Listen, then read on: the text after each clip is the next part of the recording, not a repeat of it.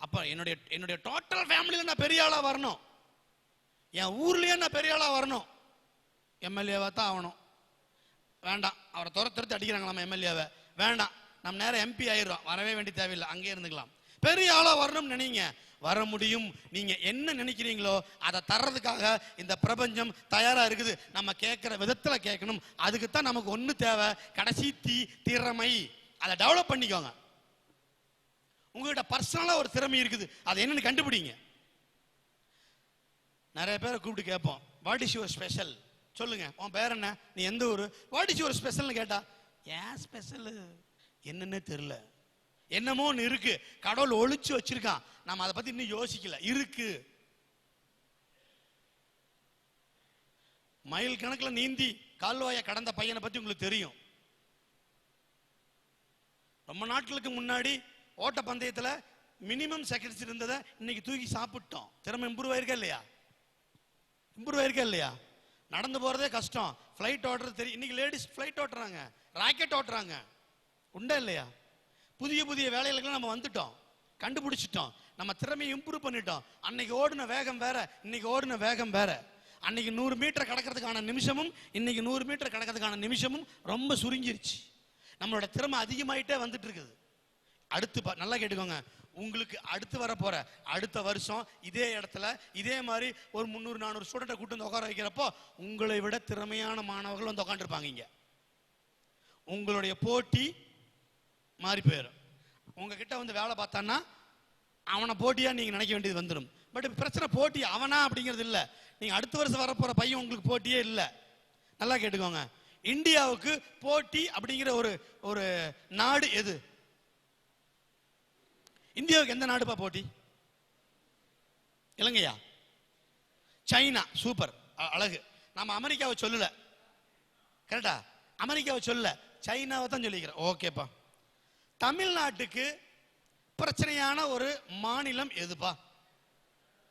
கர்நாடகா. நம்ம காஷ்மீரை சொல்லல, கர்நாடகா சொல்றோம். அப்ப இதெல்லாம் எங்க இருக்கு? சைனா இந்தியாவுக்கு பக்கத்தில் இருக்கு, கர்நாடகா தமிழ்நாட்டுக்கு பக்கத்தில் இருக்குது. நல்லா கேட்டுக்கோங்க, பக்கத்தில் இருக்கிறவன் தான் உனக்கு பிரச்சனையே. இப்ப உனக்கு பிரச்சனை யாருன்னா உன் பக்கத்தில் இருக்கிறவன் தான். நீ லைட்டா லெஃப்ட்ல திரும்பி பாரு, லைட்டா ரைட்ல திரும்பி பாரு, இவன் தான் உன்னுடைய போட்டியாளர்.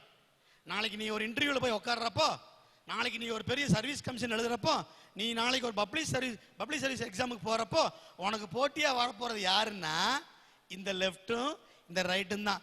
முதல்ல இவனை தீக்கிறதா நம்ம வேலையா இருக்கும். அப்புறம் வெளியில் இருக்கிறவன வேற எங்கேயும் இருக்கணும், அப்புறம் பார்த்துக்கலாம். புரியுதா? அப்ப நாம ஒவ்வொருத்தரும் இந்த குரூப்புக்குள்ள இருந்து மேல வரணும்னு ஒவ்வொருத்தரும் நினைக்கணும். அப்புறம் அடுத்த பெரிய லெவலில் நாம் மாறிடுவோம். அப்போ அதற்கேற்ப நம் திறமையை வளர்த்து கொள்ள நாம் தயாராக இருக்க வேண்டும். இருக்கிறோமா? சோ உங்கள் தகுதியை முன்னேற்றிக் கொள்வதற்கு 3 விதத்தில் முன்னேற்றிக்கலாம். தகுதி எப்படிலாம் முன்னேறிக்கலாம்? முதல்ல உங்களுக்கான தன்னம்பிக்கை அப்படிங்கிறத கல்லு மாதிரி உள்ள வச்சுக்கோங்க மனசுக்குள்ள. குறிக்கோள் ஒன்று ஃபிக்ஸ் பண்ணிடுங்க, அது மாறிட்டே இருக்கலாம், தப்பு இல்லை. இன்னைக்கு ஏன்னா குறிக்கோள் அப்படிங்கிற நம்ம 2-3 விதமா சொல்லுவோம். ஷார்ட் டேர்ம், லாங் டேர்ம் வச்சிருப்போம் எப்பவுமே. ஷார்ட் டேர்ம், இப்போதைக்கு என்ன குறிக்கோள்னா தயவு செய்து எங்களை விட்டீங்கன்னா ஹால் விட்டு வெளியில போயிடுவோம் அப்படிங்கிறத இப்போ ஷார்ட் டேர்ம் குறிக்கோளாக இருக்கும். எப்போ சார் முடிப்பீங்க, அதுதான் என் குறிக்கோள். தாகமா இருக்கு, எங்கேயாவது அந்த பக்கம் ரெஸ்ட் ரூம் போகணும், இதுதான் இப்போ குறிக்கோள், விட்டுருவோம். இன்னைக்கு ஈவினிங்குள்ள ஒரு குறிக்கோள் இருக்கும், உருப்படியாக வீடு போய் சேரணும். ஓகே, இந்த வருஷத்துக்குள்ள ஒரு குறிக்கோள் இருக்கு, படிச்சு முடிக்கணுங்கிறது. கரெக்டா? அடுத்த 5 வருடத்துக்குள் நம் குறிக்கோள் என்ன? படிச்சு முடிச்சு வேலை போயிருமா? அடுத்த 10 வருஷத்துக்குள் என் குறிக்கோள் என்ன? நல்லபடியாக சம்பாரிச்சு வாழ்க்கையில் செட்டில் ஆயிரணுமா? அடுத்த 20 வருஷத்துக்குள்ள என் குறிக்கோள் என்ன? இப்படி தயவு செய்து இன்னைக்கு ஊருக்கு போய் வீட்டுக்கு போய் உங்க நோட் எடுத்து என்னுடைய அடுத்த வருஷ குறிக்கோள், என்னுடைய 5 வருட குறிக்கோள், என்னுடைய 20 வருட குறிக்கோள்னு 3 பிரிச்சு எழுதி வைங்க. தானா நடக்கும். அதுக்கு நீங்க ஒண்ணுமே பண்ண வேண்டாம், நான் சீரியஸா சொல்றேன், தானா நடக்கும். எப்படி? நான் ஒரு சின்ன எக்ஸாம்பிள் எங்கிட்ட இருந்தே சொல்றேன். திருப்பூர்ல நான் ஒரு 10 இயர்ஸ் வேலை பார்த்தேன்.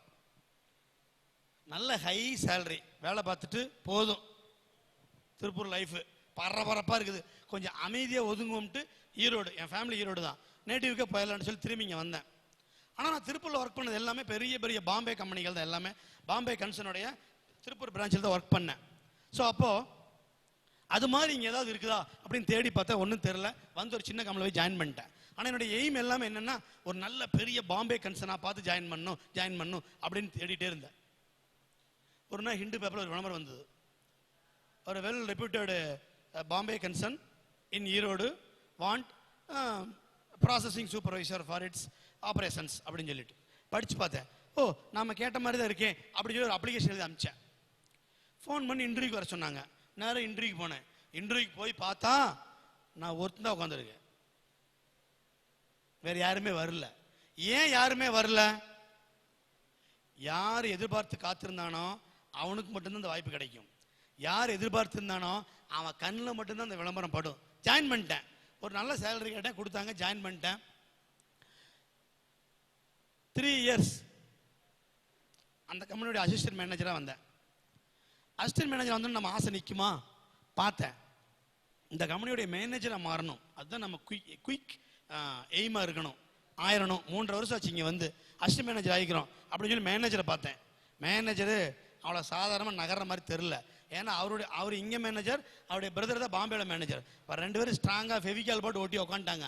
இவங்களை தூக்குறதுனா ஆள் வச்சு தான் தூக்கணும் மாதிரி தெரியுது. அப்புறம் தான் நம்ம மேனேஜர் ஆகணும், அவ்வளோ சீக்கிரம் ஆக முடியாது தெரியுது அப்படின்னு யோசிச்சுட்டே இருந்தேன். எக்ஸாக்ட்லி 1 year அந்த மேனேஜர் என்னை கூப்பிட்டு அவர் கொஞ்சம் ஏஜ், என்ன வாடா படம் தான் பேசுவார். டே, நான் அடுத்த மாதம் ரிசைன் பண்ணுறேன், நீ என்ன நினைச்சியோ அதை அடைஞ்சிட்டடா, வச்சுக்கடா அப்படின்னாரு. நான் அவர்கிட்ட சொல்லவே இல்லை உங்களை தூக்குறதா என் டார்கெட்டுன்னு. ஆனால் அவர் என்னை கூப்பிட்டு என்ன சொல்றாரு, நீ நினைச்சதை அடைஞ்சிட்டே வச்சுக்கன்னு சொன்னார். எப்படின்னா பர்சனாலிட்டி டெவலப்மெண்ட்ல சொல்லித்தர விஷயம், நீ என்ன நினைக்கிறையோ அதுவாகவே மாறி விடுகிறாய். விவேகானந்தர் சொன்னார்ல, what you think that you will be சொன்னாரா? If you think yourself strong அப்படின்னா ஸ்ட்ராங் யூ வில் பி அப்படின்னாரு. If you think yourself weak அப்படின்னா வீக் யூ வில் பி அப்படின்னாரு. Whatever you think that you will be. அவர் சொன்னது அதை தான். அப்போ நீ என்ன அப்படியே மாறிட்ட. நான் மேனேஜர் நினைச்சேன், மேனேஜராகவே நான் மாறி இருந்துக்கிறேன், மேனேஜர் மாதிரியே நடக்கிறேன், போறேன் வர்றேன். டக்கின் பண்ணாமல் ஆஃபீஸுக்கு போக மாட்டேன், ஷூ போடாமல் ஆஃபீஸ் போக மாட்டேன், 2 வீலரில் தான் போவேன். கரெக்டாக வருவேன், கரெக்டாக 9:30 ஆஃபீஸில் இருப்பேன், ஈவினிங் 7:30 கிளம்பிடுவேன் டான்னு. அப்போ மேனேஜருக்குரிய எல்லா நடை உடை பாவனைகளும் வந்துருச்சு, அந்த தகுதியும் வந்துருச்சு. அப்போ ஆட்டோமேட்டிக் என்னாச்சு, அந்த போஸ்ட்டும் வந்துருச்சு. Very simple. ஆனால் மனித மனம் அவ்வளோ சீக்கிரமா போதும் நினைக்காது. நான் நினைச்சேன் இது என்ன மேனேஜர் போஸ்ட், பெரிய மேனேஜர் போஸ்ட், இங்க ஓனர் உட்காந்துருக்காரு, அவருக்கு அடுத்து மேனேஜர் உட்காந்துருக்கிறோம். ஓனரே இல்லாத இடத்துல மேனேஜர் வந்து எப்படி இருக்கும்? இப்போ ப்ரொஃபஷனல் கொரியர் இருக்குது, அதுக்கு ஓனர் இங்கே இருக்காரா? மேனேஜர் தான் இருக்காரு. பேங்க் இங்கே இருக்குது, ஐஓபி பேங்க் இருக்குது, ஐசிசி பேங்க் இருக்குது, அதனுடைய ஓனர் இங்கே இருக்கிறாரு இல்லையே. அந்த மாதிரி ஓனரே இல்லாத இடத்துல நாம் இருந்து அப்படி இருக்கும்னு நினைச்சேன். Exactly 1 year. என் ஃப்ரெண்ட் ஒருத்தன் திருப்பூர்லேருந்து ஃபோன் பண்ணா, டேய் நம்ம கம்பெனி ஒன்று ஈரோட்டில் பிரான்ச் ஒன்று போடலான்னு இருக்கிறோம், அதுக்கு ஒரு நல்ல மேனேஜர் வேணும், நான் உன்னை ரெக்கமெண்ட் பண்ணுறேன், பார்த்துக்கலாமாடா அப்படின்னா. காத்திருக்கேன், ஐ எம் வெயிட்டிங். எதுக்கு? அதுக்கு சொன்னேன். அந்த ஜாப் கிடைச்சது, மேனேஜர் ஆன ஒரு அந்த கம்பெனி ஃபாரின் கம்பெனி, ஹாங்காங்கோட கம்பெனி. ஹாங்காங் கம்பெனியுடைய இந்தியாவில் இருக்கிற ஈரோடு பிரான்ச்சுக்கு மேனேஜர். யோசிச்சு பாருங்க, நீங்க நம்ப மாட்டீங்க. எக்ஸாக்ட்லி 3.5 years அந்த கம்பெனியில் இருந்து, அந்த பிரான்ச் மேனேஜர் போஸ்ட் இருந்து head office manager, India head office மேனேஜராக நான் டிரான்ஸ்ஃபர் ஆனேன். டிரான்ஸ்ஃபர் மட்டும் இல்லை, பதவி உயர்வு தந்து டிரான்ஸ்ஃபர் பண்ணாங்க. ஆனேன் 5 வருஷத்துல, அடுத்த 5 வருஷத்துல இந்தியாவுடைய ஹெட் ஆஃபீஸ் மேனேஜரா ஒரு ஃபாரின் கம்பெனிக்கு ஆனேன். ஏன்னா குறிக்கோளை ஃபிக்ஸ் பண்ணதுனால தான். நான் என்ன சொல்றேன், குறிக்கோளை ஃபிக்ஸ் பண்ணுங்க, ஒண்ணுமே பண்ண வேண்டாம். நீங்க அதுக்காக ஒண்ணும் பண்ண வேண்டாம், குறிக்கோளை மட்டும் ஃபிக்ஸ் பண்ணுங்க, நடக்கும், தானா நடக்கும். ஏன்னா நீங்க அதுவாகவே மாறிடுவீங்க, அப்படியே ஆயிடுவீங்க. அதுக்கு தகுந்த மாதிரி உங்களை அறியாமலே நடந்துகிட்டு இருக்கும். அதுக்கப்புறம் நான் நினைச்சேன், போதும் சம்பளம் வாங்குற பொழப்பு, ஒரு முதலாளியா மாறணும் அப்படின்னு. இன்னைக்கு நான் என்னுடைய சொந்த டெக்ஸ்டைல் லெபரட்டரி, ISO சர்டிஃபைடு லெபரட்டரியை நான் ஈரோட்டில் வச்சுட்டு இருக்கிறேன். 7-8 வருஷமாச்சு என்னுடைய லெபரட்டரிக்கு இருக்காங்க. என்னுடைய மேனேஜர் ஸ்ட்ராங்காக பார்த்துக்கிற மாதிரி டெக்ஸ்டைல் படித்த ஒரு பையனையே போட்டிருக்கேன். அண்டு ட்ரீம் ஃபேக்ட்ரி அப்படின்னு சொல்லிட்டு ஒரு கன்சர்ன் ரன் பண்ணிட்டு இருக்கிறேன், ட்ரைனிங்காக கன்சர்ன் ரன் பண்ணிட்டு இருக்கேன். அப்போ அடுத்த லெவல். ஓகே சார், இதுக்கெல்லாம் நிறைய மார்க் வேணும், அது இருந்தால் சார் தான் டிஎன்பிஎஸ்சிலாம் போக முடியும். ஓகே, தப்பே இல்லை. ஆனால் நல்ல மனசுல வச்சுக்கோங்க. ஆண்டர்பிரினர் ஆகணும் அப்படிங்கிற எண்ணத்தையும் மனசுல வச்சுக்கோங்க. ஒரு முதலாளி ஆகணும். அதுக்குள்ள நிறைய பேர் வந்திருக்காங்க. நம்ம கம்யூனிட்டில இருந்து சில நல்ல முதலாளிகள் வந்திருக்காங்க. நீ என்ன வேலை பார்த்தாலும், எத்தனை லட்சக்கணக்கில் வேலை பார்த்தாலும், முதலாளி ஆகிறப்போ ஒன் டைம் உனக்கு. அதை யாரும் பிரிக்க முடியாது. இதையும் நான் வச்சுக்கலாம். உனக்கு என்ன வேணுமோ அதை எடுத்துக்க.